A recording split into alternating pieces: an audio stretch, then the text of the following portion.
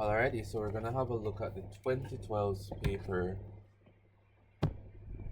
Alright, so Physics Unit 1, we're gonna be looking at question 1, right, which is a part of Module 1. So we're gonna have a go at this.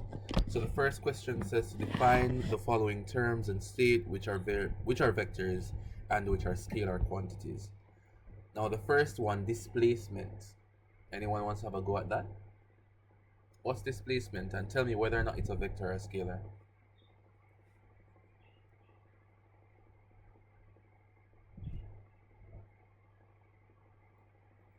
Anyone? Shanique, you could go as well if you'd like. So displacement. Alrighty, so I guess I'll just go through and then we'll move on. Not the clapping emoji for this. Alright, so displacement is the distance moved in a specific direction. Go ahead with this. Alright, so lovely. So displacement really and truly the distance moved in a specific direction.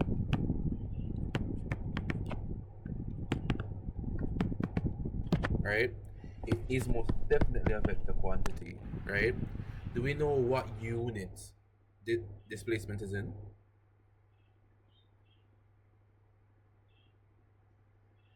Meters, right?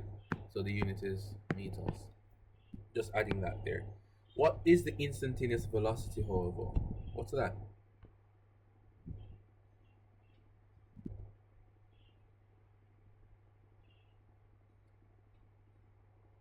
It can be defined many ways.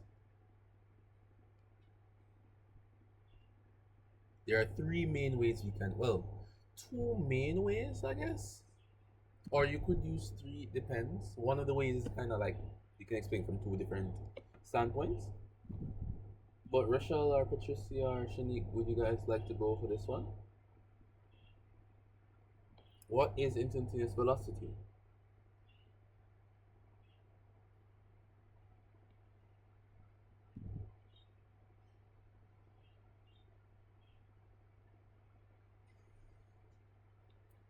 Alrighty.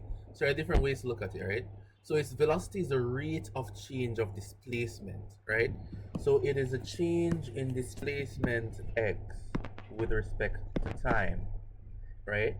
Or we can view instantaneous velocity, right, as the derivative, the first derivative of displacement with respect to time, or it is the slope, right, of a distance time graph, right?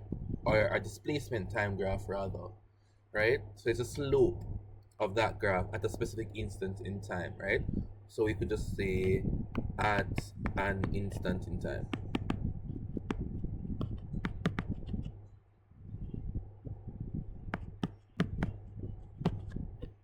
Alrighty?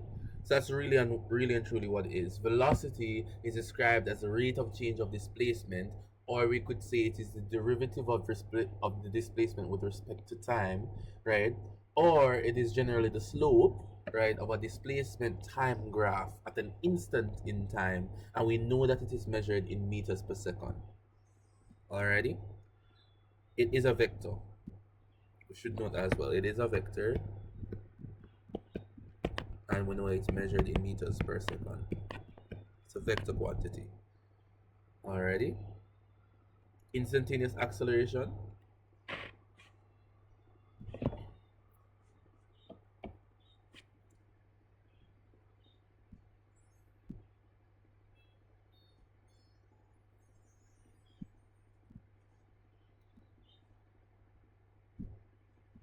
So acceleration, lovely, is the rate of change of velocity, right? So the change in the velocity vector with respect to time t, right? Or we could say it is the first derivative of the velocity with respect to time, right? So in and of itself, acceleration speaks to that, right? Acceleration is also the slope on a velocity versus time curve or graph. The slope of that, right? At an instant in time. We know that acceleration is a vector. So acceleration is a vector quantity. Already, and we know that acceleration is meters per second squared. Okay? What is kinetic energy though?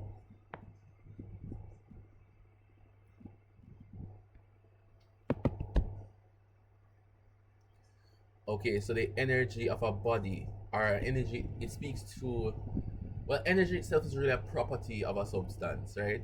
Or a property of matter, right? So it is really the energy that a body has, right? Due to its motion, right? So it's the energy with respect to motion of a specific object, right? We know it is measured in joules, right? And we know that kinetic energy, we should remember that kinetic energy is half mv squared, right? So we have something like, just discussing the question, it's measured in joules and it is indeed a vector, right? So we're looking at that. With it has something with respect to motion, right? Motion in which direction? It has its vector property really relies on the direction of motion as it relates to some type of axes predefined, right? So we could look at negative kinetic energy, something moving backwards from a positive direction, right? Or something like that. Alrighty. So it is indeed a vector quantity. It is measured in joules. Hold on. It can be viewed as a vector quantity, alright, measured in joules, and it is half mv squared, right? So we have something like that.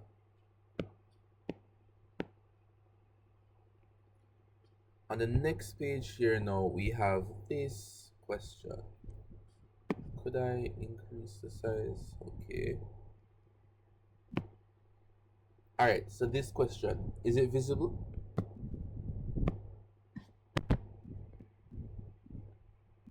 Everything should be okay, right? Alrighty, so we're looking at this. Let me just reload this real quick. I'm not sure what just happened to the screen. I wasn't able to write. So let me just reload it real quick. Alrighty. So figure 1 shows data related to displacement of a particle at various times t. The displacement x of the particle is described by the equation x is equal to x naught multiplied by t over t naught brought to the power n, where x naught and t naught are constants. And we have the figure here, the graph here. So the first thing that we're called to do is read off the coordinates of any 2 points from the graph of figure 1. What we would prefer to do in this instance is to choose points that directly line up on a linear path, right? Around a line of best fit, and we choose the first 2 points that line up directly. Alrighty? So let's have a look at this. What are the 2 points that we would choose?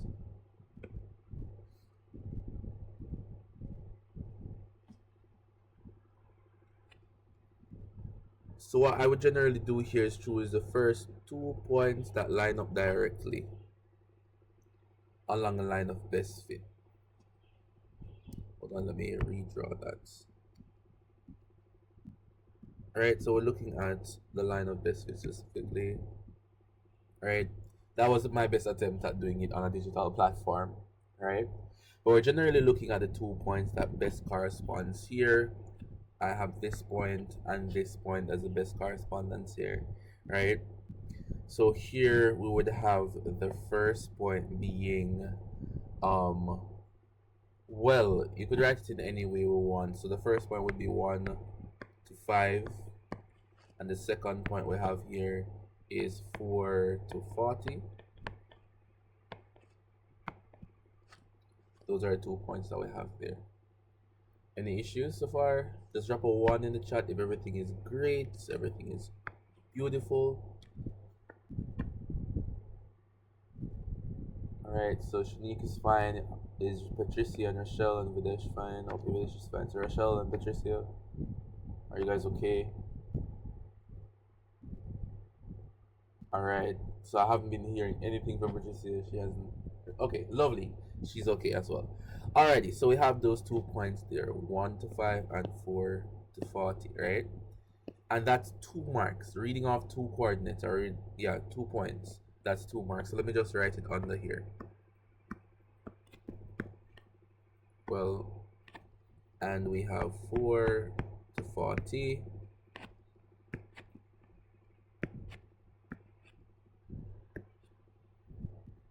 Alrighty, that should be really simple so far. Alrighty, so let's move on now. Bearing in mind those 2 points now, we're supposed to use the coordinates that we found to calculate the value of n and the value of x naught.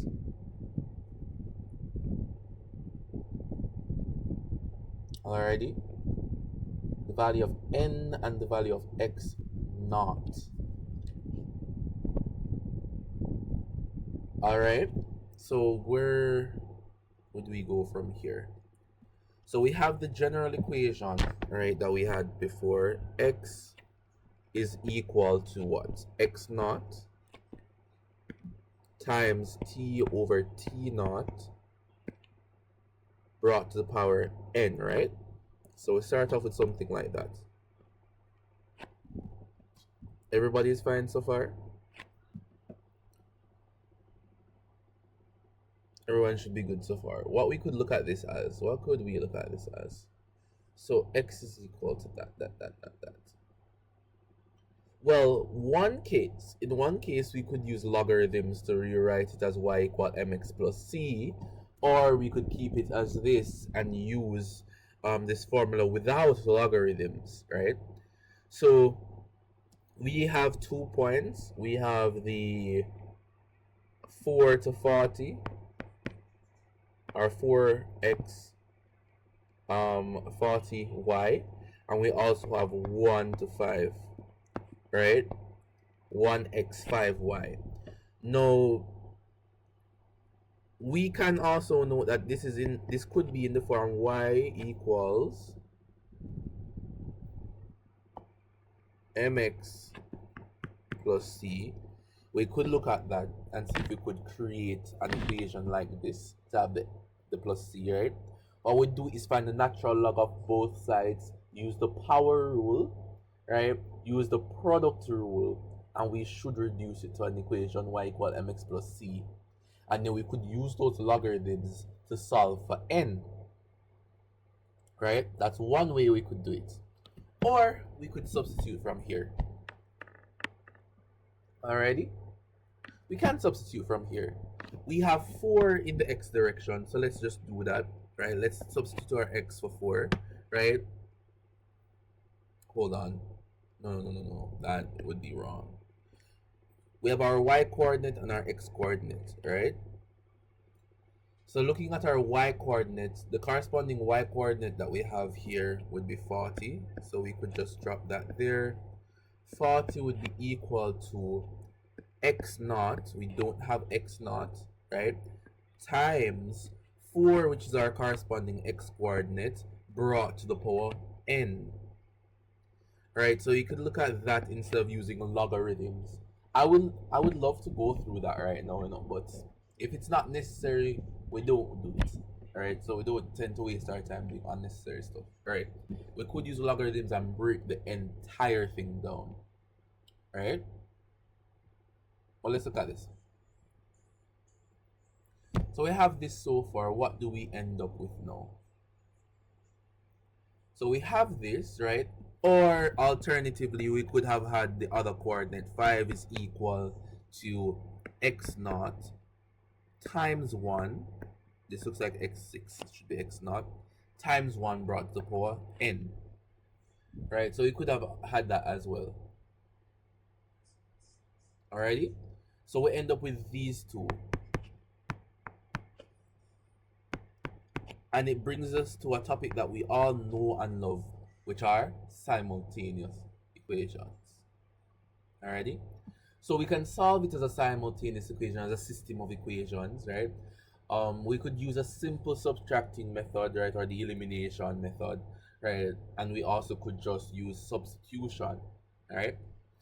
But really and truly, we could just cancel everything out, right? So we would end up with dividing the equation with 40 divided by 5 is equal to x naught minus x would just be 0, right? And then we have that 4 brought to the nth power coming back.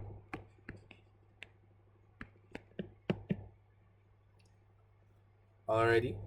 So remember, it's 4 divided by 1, so it's going to end up being 4 there. So let me just use a different color real quick to show what happened, right? We basically divided one equation by the other. We end up dividing this. These would cancel, becoming 1.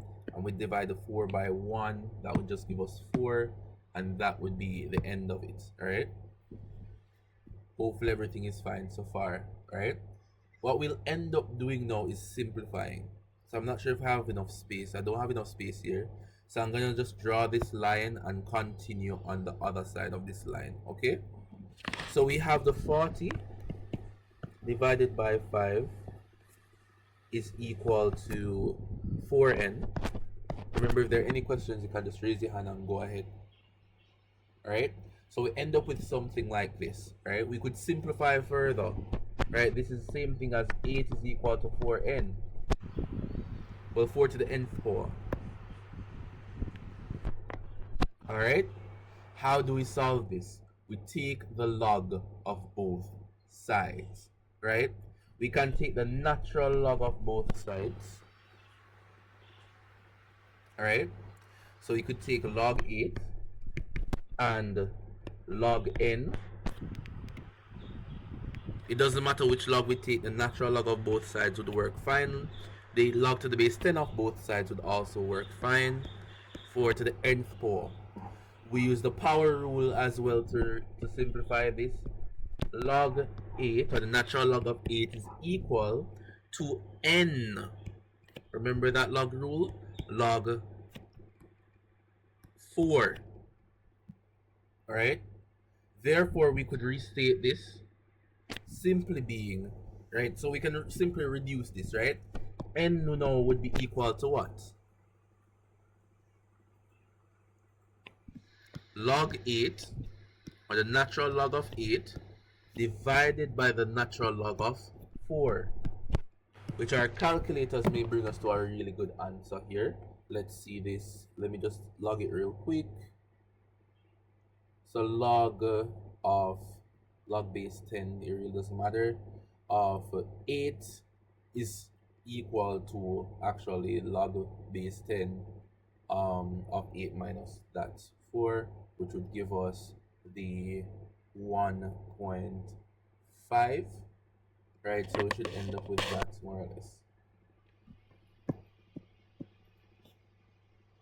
So n is equal to 1.5, and that is what we were looking for there. 3 marks, right? So is everyone okay thus far? Was that fine? Go ahead.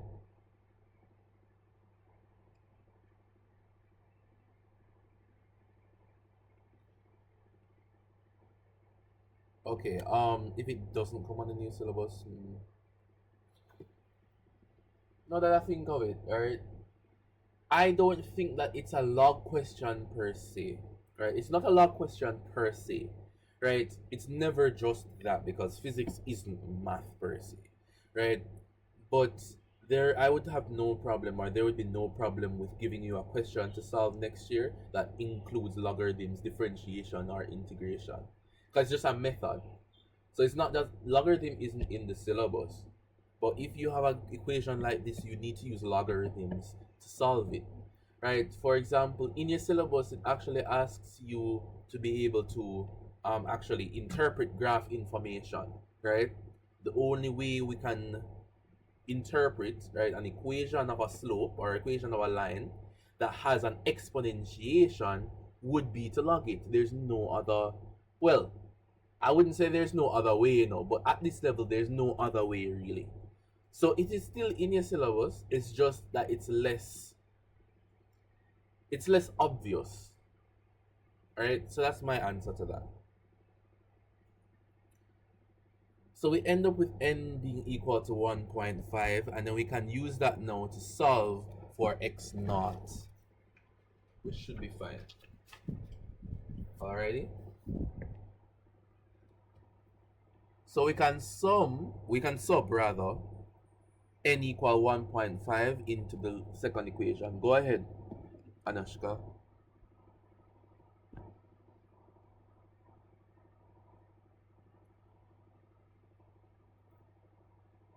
Oh, sure. It is being recorded as we speak. Alrighty. So let's look at this, right? So we have two equations, a system of equations. Let's write boldly that n is now equal to 1.5 over here. We can now sub that into a very simple equation. Equation 2 is the best equation to use. 5 is equal to x naught, right? That's equation 2. 5 is equal to x naught. And then it is 1 to the power of 1.5. Already? So what's gonna happen here?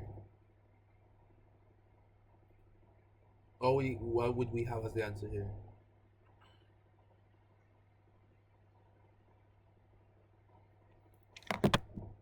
What is 1 to the power of 1.5? 1 brought to the power of anything is 1, right? Right, guys? So that simply means that 5 is equal to x naught. Full stop. Already? Simple stuff. Simple, simple, simple. Nothing difficult here at all. That's 1 mark. 3 marks, actually. Right? 1 brought to the power of anything is 1. Okay? Alrighty. So everybody's good so far. So we have x naught and we have n. Now the question brings us to this. Given that t naught is now 5 seconds, determine the velocity of the particle when t is 30 seconds. Isn't that interesting? Isn't that crazy? Now, remember our equation that we're using, that the primary equation we're using is that x is equal to what? T over t naught, right? That's the primary equation that we're using, or the general equation that we're using so far. And then we have something out of the bracket. What is it? No, it's not t. It's not that. It's actually brought to the nth power, and then we have the x naught before it. So let me just fix that equation here. We're almost done with the first question. Is equal to x naught there brought to the power n. Alrighty, we can rewrite this then. We can simplify it a little bit further, right, to pull out something that we know, right? Could look at this. X is, however, still equal to what?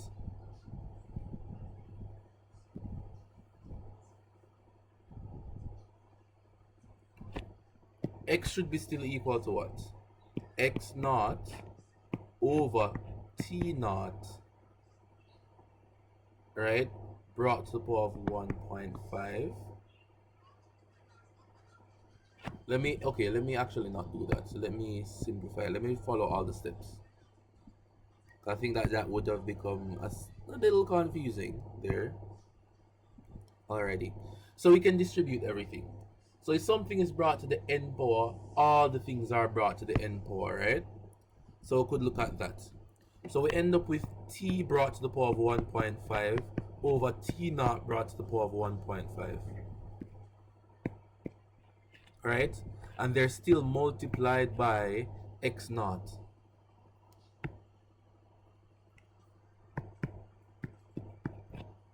Right? This can be simply rewritten as now x naught divided by t naught to the 1.5, right? times t to the power of 1.5. Do we all see this? Does this make sense? So we're trying to simplify this. We're trying to use fractions that are a little bit easier to work with, right? Instead of having t is equal to 30 over t naught to the power of 1.5. We don't want to do that, right? We're trying to work with some simpler fractions, right? So we end up with something really, really simple. All right, we end up with x naught is 5. That's what we got above. Divided by what?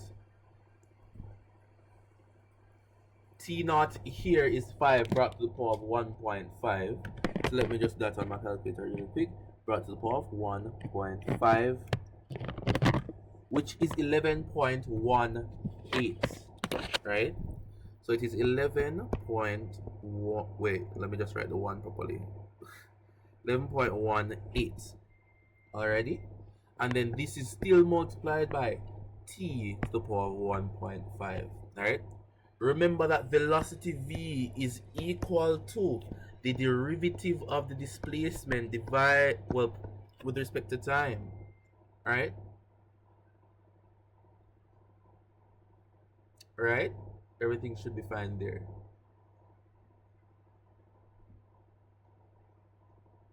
The derivative of the displacement with respect to time. Let me dx by dt. X being the displacement, t being time. Alright, so what we're gonna end up with here. What are we going to end up with here? Any ideas?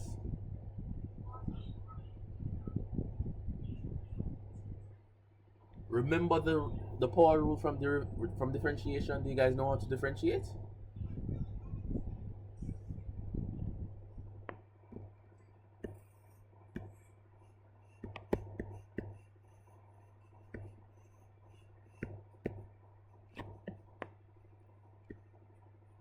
Okay, already that's fine.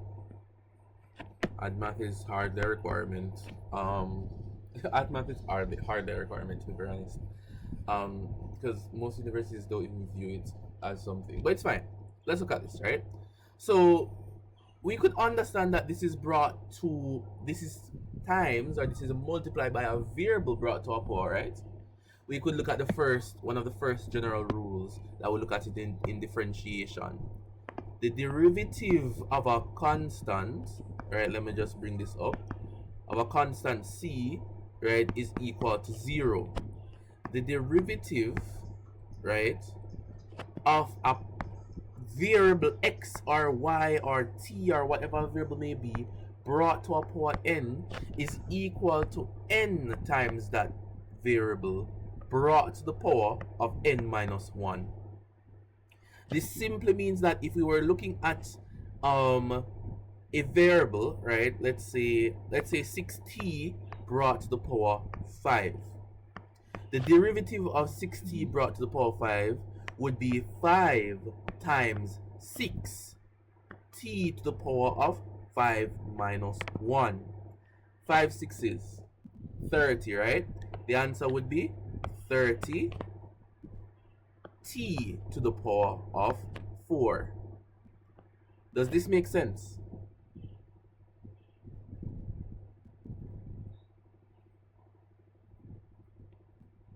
Hopefully this should make sense. So if we look at something like this, right? If we look at the equation that we're looking at here, we use simple differentiation to get the answer, right? So if 5 over 11.18 is multiplied by a variable to a power, we end up having 1.5 times this. And the variable 1.5 minus 1. Hopefully we will be able to see that this is equivalent to 1.5 times 5 divided by 11.18 times t. 1.5 minus 1 is 0.5, right? Now let t equal 30 and we will get the answer. Any questions or concerns?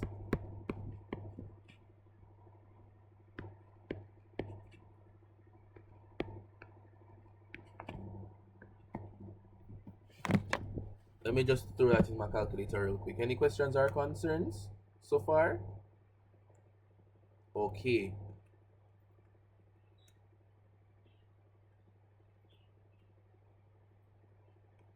The answer is 3.67 meters per second.